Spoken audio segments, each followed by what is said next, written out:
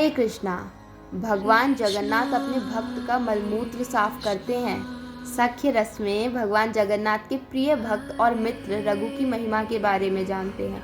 एक बार रघु बहुत गंभीर रूप से बीमार हो गए।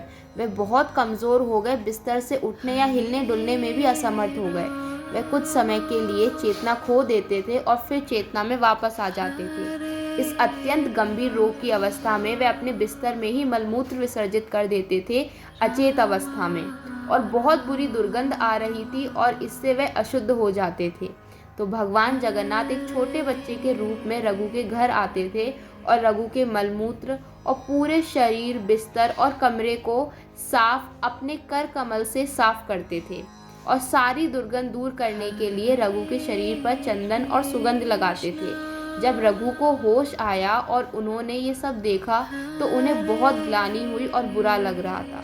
उन्होंने कहा, मेरे प्रिय प्रभु, आप ये सब क्यों कर रहे हैं? मैं इतना नीच हूँ और आप ब्रह्मांड के स्वामी हैं। मैं बहुत पापी हूँ और मेरी ऐसी तुच्छ सेवा करके आप मुझे और अधिक पापी बना रहे हैं। आप कुछ भी कर सकते हैं, इसलिए मेरे मलमूत्र को साफ करने की बजाय आप बस मुझे ठीक कर सकते हैं। भगवान ने कहा, मैं तुम्हें तुम्हारे सभी प्रारब्ध कर्मों से मुक्त करना चाहता हूँ, ताकि तुम इस जीवन के अंत में मेरे पास भगवत धाम वापस आ सको। जिस प्रकार मेरे भक्तों को मेरी सेवा करने में सुख मिलता है, उसी प्रकार मुझे भी अपने भक्तों की सेवा करने से सुख मिलता है। इस प्रकार भगवान जगन्नाथ अपने प्रिय भक्त और मित्र रघु के साथ मधुर मधुर लीलाएं करते थे।